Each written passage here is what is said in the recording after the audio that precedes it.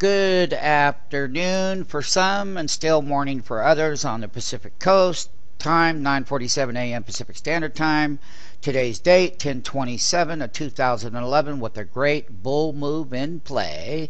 Here is a monthly chart on the S&P 500. Now, when we had called for the catastrophe level up here at 1370, it lived up to our long-term 1, 2, 3, 4, 5 months straight down, and we hit the lows.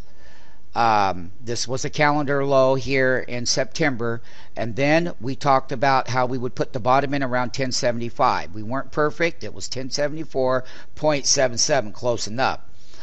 Now, having said that, after all of the contraction and growth contraction in European systemic risk, we were telling people back on stockmarketfunding.com and the S&P, get out of the way if you're an investor. Take your profits from the 2009 lows and the 2010 to the 2011 high and get out of the way until calendar year end. Just as we're living up to that expectation, we have the same kind of move in the S&P 500 that we had in 1987, year 2002 in October.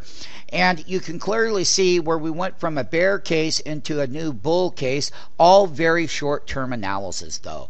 And the thing about it is we have this blue line, which is the wall of resistance, that we would come up off of the bottom. We've had a 200-point rally up. We had a 300-point down. We've had about, in the calendar year so far, we've had over a 500-point rally in both bear and bull trade. That is a lot of S&P 500 points, and we're set to break the record once again right here at 1074. We hit the monthly high at 1279.27. That will be the short-term wall of resistance. It will also be the original neckline that had a major catalyst of a reversal right here.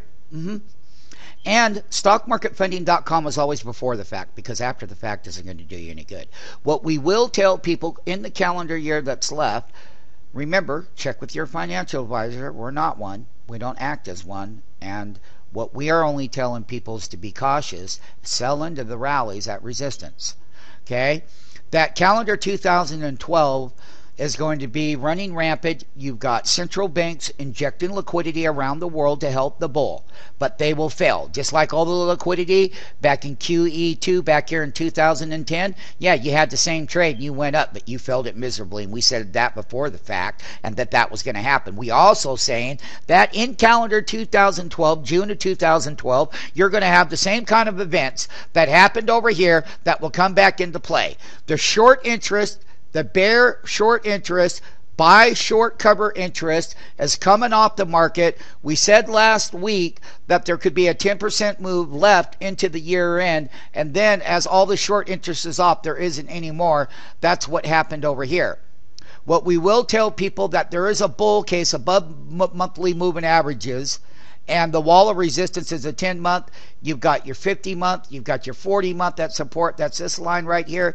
You've got your major 100-month moving average and 20-month moving averages, all going up to test the upper end.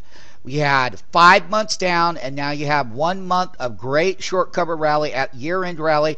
It's the best time for stocks, but beware that when we start talking about what's going to happen in 2012, please stay tuned. Once again, talk is cheap. The truth speaks for itself. The analysis is before the fact. You can validate it by following it, and you can validate it that way. And most of the bull have left the rally behind. When we got down here, we knew that that would be the lower end of the bottom. MMTs in our yearly apprenticeship can vouch for it and testify for it wholeheartedly. And buying up and out of the money against the bear was the right thing to do. So we're going to challenge this major area on the monthly on the S&P 500 right here. And that's slightly this lower trend line where the neckline of the last 60-day to 90-day reversal was to hit that bottom with one big October bull side move with the bears running for the hills and buying to cover, and the short interest is coming off, and that's what fuels rallies in the S&P. And we're starting to hit the upper end of our target, still 100 points lower than the original 2011 top, and most people got redeemed. Margin debt was selling in calendar May, June, July, August, and September. May, June, July, August, and September, they all got taken out because everybody believed in Bernanke and his QE3. I will tell you, look for much higher food inflation. Look for commodities to get inflated again by June of 2012. Look at what happens by March of 2012 as we move through the first quarter of that year.